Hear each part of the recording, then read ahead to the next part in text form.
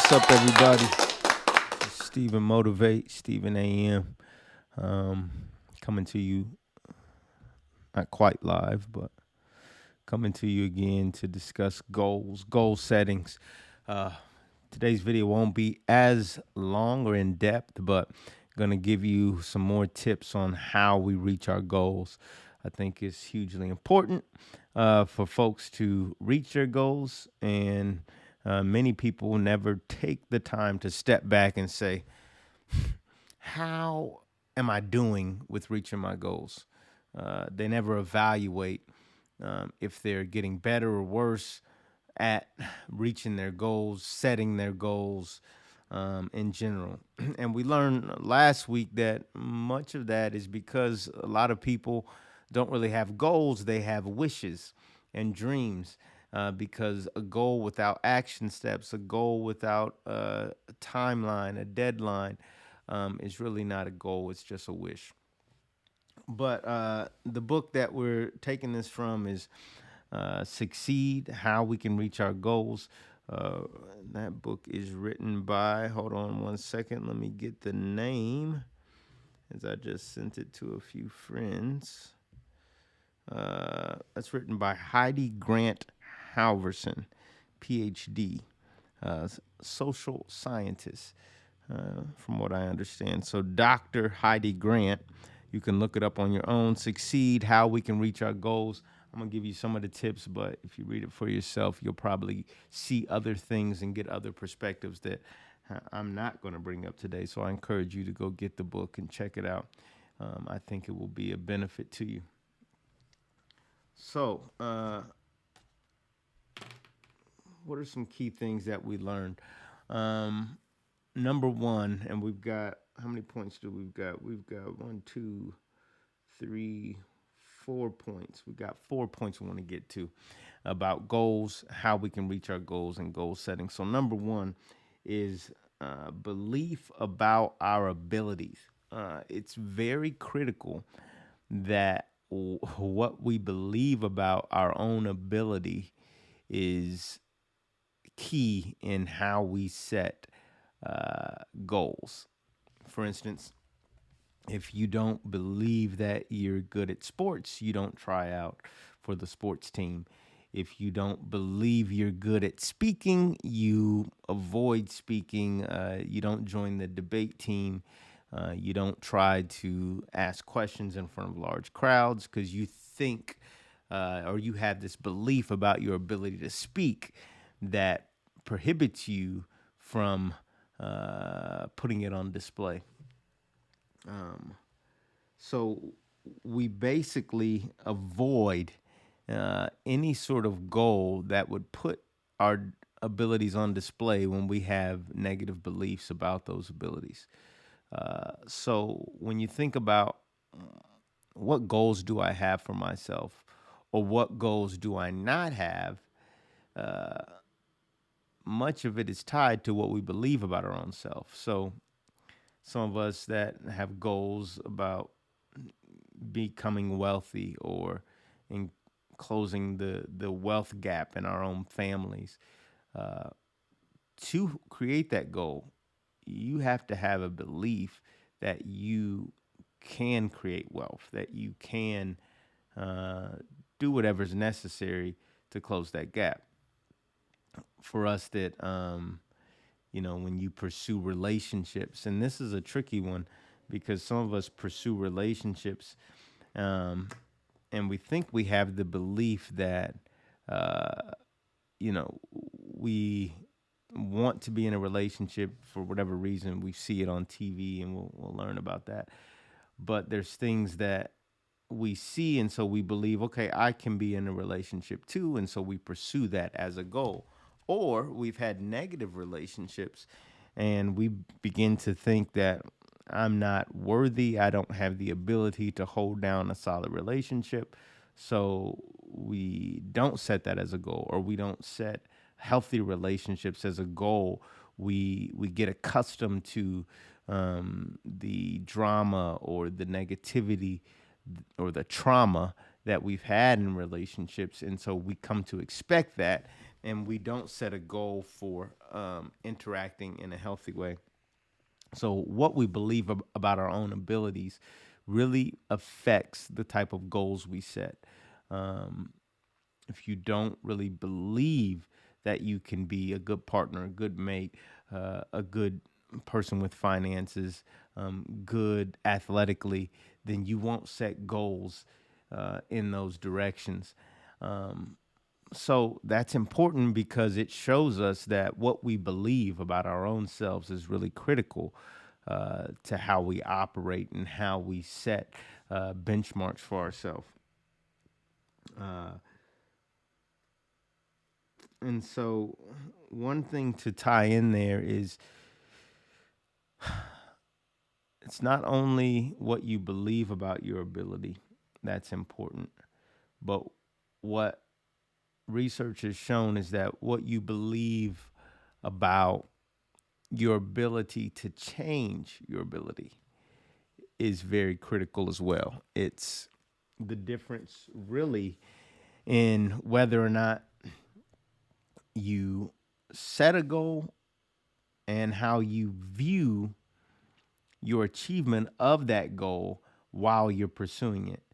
Uh, the goal that is tied to, um, let's say, sports again, if you have that belief about your ability that you're not good at sports and you adopt a supporting belief that says, I can't change my ability around sports, then you indict your own self to what they call a fixed mindset. The book terms it differently, but it reminds me of what I heard a few years back about fixed mindset versus growth mindset.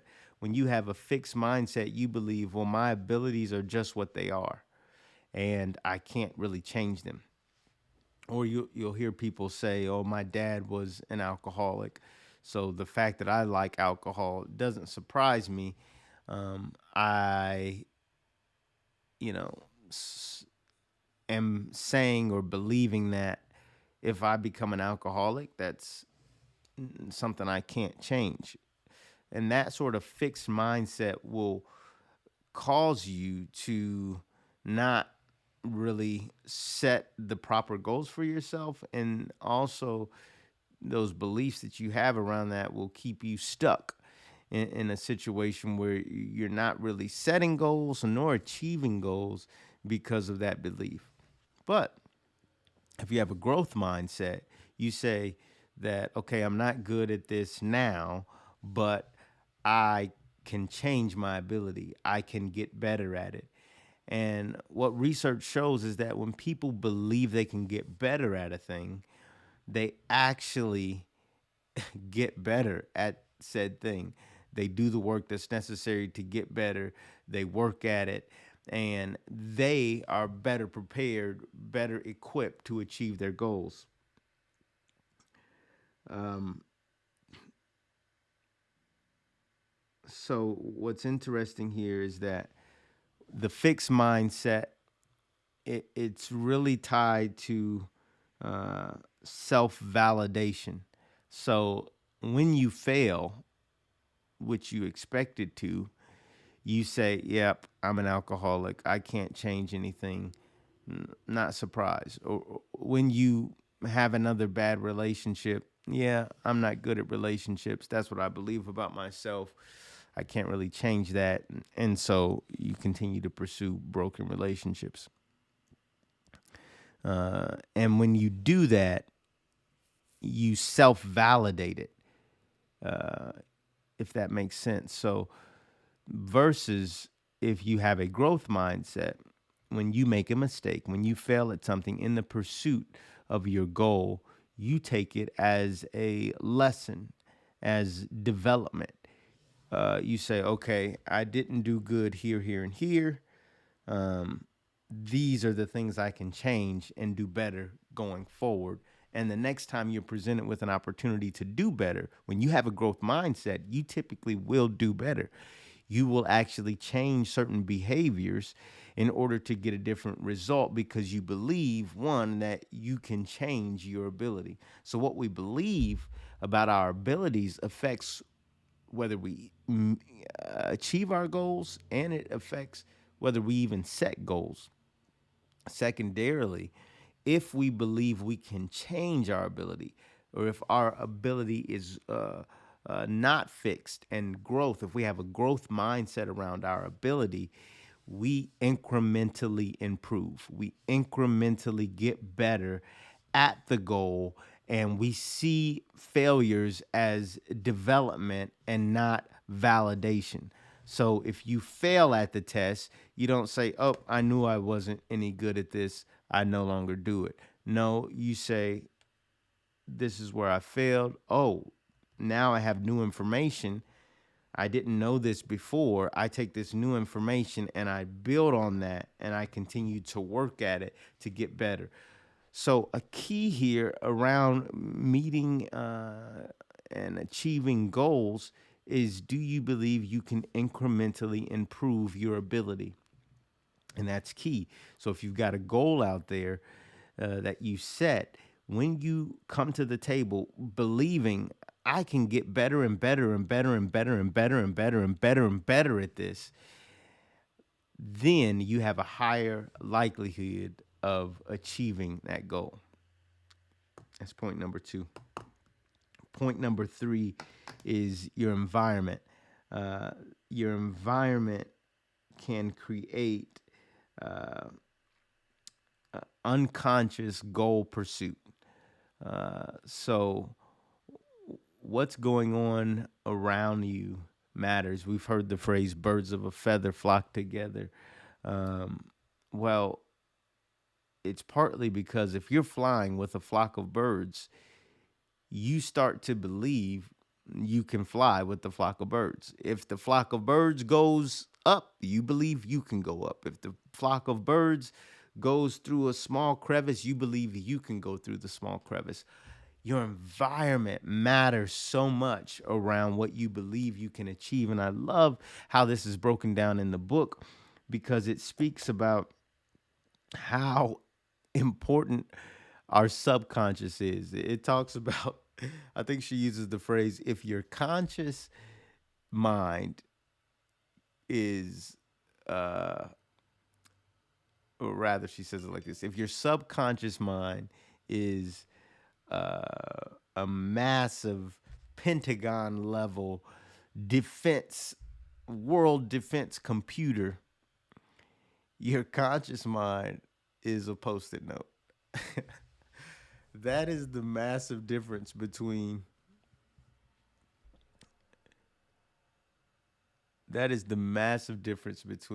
whether or not you are operating in your subconscious or your conscious mind. It's a massive difference between how important your subconscious is compared to your conscious mind. And so many of us think that, oh, our conscious mind is what's important. What am I consciously thinking about? But what we find is that there are things in your environment that affect more your subconscious mind and can thusly affect the way you pursue goals. If you're around people that are talking about wealth, that are talking about achieving wealth, achieving goals around wealth, you're going to start to pursue those same goals naturally. If now there is a caveat here, if you believe it's a worthy goal to pursue. So you have to have a belief about the goal. So if you're around, people that are doing malicious things or doing bad things, you won't automatically start doing bad things because you don't personally have a belief that malicious things is a worthy goal. So it does matter what you believe about the goal. But if you see it as a worthy goal and you see your environment around it, then you will pursue it. Conversely, if you don't have an environment that pushes you towards said goals, you will be less likely to pursue them because you don't have that same level of force. And we know this, right? Better together. We know this. The examples earlier around, birds of a feather. A bird that's by itself moves a lot different than a bird that's moving with a group. And what you believe you can achieve with a group or in an environment that pushes you towards achievement is much greater than what you believe you can achieve alone. So this is key, that you understand your environment, because we tend to adopt the goals we see other folks achieving that we think have worthy goals. This is why we look for leaders in our life. This is why we look for teachers. This is why we look for people to look up to, parents, role models, because when we see them as a role model, when we see them as a leader, we tend to pursue similar goals that we see them pursuing. So your environment's huge. So that's point number 3 is your environment. Point number 1 is belief about your abilities. Point number 2 is whether or not you have a fixed mindset or a growth mindset around your abilities. Do you believe your abilities can change? And the third point is the environment. What we've heard all of our lives, but it's so true that our environment matters, and it particularly matters if we're trying to achieve goals. So if you're trying to be a musician, it's critical that you get around other musicians, that you watch musicians on YouTube, that you hear from other musicians, that you listen to the music that you like and it influences you, and you try to pursue the same chord patterns or similar musical structures. These things are critical because it creates an environment that will get you towards a goal of musicianship if you see that as a worthy goal. But jumping back to the subconscious versus the conscious mind, and introducing our fourth point, is triggers. Our body and our mind is triggered by certain things in our subconscious that we have no conscious awareness of, in the moment at least. The book talks about you can get in your car, and if your subconscious says we're going home, then you could be distracted with a lot of other things, but there's a high likelihood that you'll end up at your house because your body has routinely gotten in the car and headed home so many times that even if you get distracted, you don't even have to consciously be thinking about, okay, where am I going? Am I going to the house? You could be talking to somebody else. You could be doing this, doing that. Be consciously doing something totally different than focusing on going to the house, but because your subconscious knows that when you get in the car around this time, after I've done this task, I go back to this place, it will lead you there. And the reason that's so important is because as it relates to our goals, there are things that can trigger us to pursue our goals if it starts to get in our subconscious mind. So when you think about vision boards, and when you think about writing down goals, like what's the purpose of that? Or when you think about mulling over a goal over and over in your mind, the reason you're doing that is because it's starting to seep into your subconscious. And as it seeps into your subconscious, you will begin to pursue it even if you don't consciously know it. And so the book does a great job describing things that help you pursue goals, and they trigger you whether you know it or not. So for instance, if you walk by a gym every day, you will be more likely to start working out, to start exercising more, because your subconscious says something that exercising is a worthy goal. I need to you don't even you could be walking to the grocery store, but if you see a gym enough, your subconscious is going to say, "Oh, I need to work out. Oh, I need to get back in the gym." And you might see, if you watch enough workout people on Instagram. If you watch, you will find yourself saying, I need to pursue that goal because that's a worthy goal. And it can even be as small as uh, having a fitness magazine on your desk at work. If you continually walk by that fitness magazine, your subconscious is going to say, I feel like I need to work out. Uh, and it's amazing, right? When you think about those, what we call silly posters in a lot of corporate environments or work environments, succeed or have a winning mentality or have a great attitude. Those signs and posters with the Eagles and all those things we saw in the, I don't know, 90s and early 2000s, you might think they're silly, but science has proven that when people or employees walk past enough success posters in their mind, it makes them want to do better, to succeed more at their work, to have a better attitude. Uh, if they believe an attitude is a worthy goal, if they believe success is a worthy goal, they will pursue it more and more. Um, so it's very interesting. It does matter what you believe, because a person that has is self determined to be against any success or against a good attitude or just completely rebellious, they tend to actually be more rebellious. They tend to, uh, you know, want to, I guess, thwart the system even more. Uh, but if a person has the worthy goal within themselves and it just needs to be triggered, then seeing words like success and good attitude and winner's mentality and win, those things create a pursuit that is subconscious and helps you achieve your goals. So if you want to eat healthier, having healthy food around will trigger you to want to eat healthier. And if you have a distractible personality and you've got bad food around, you continue to walk past that bad food, your subconscious is going to say, "Man, I want that cookie or I want that donut."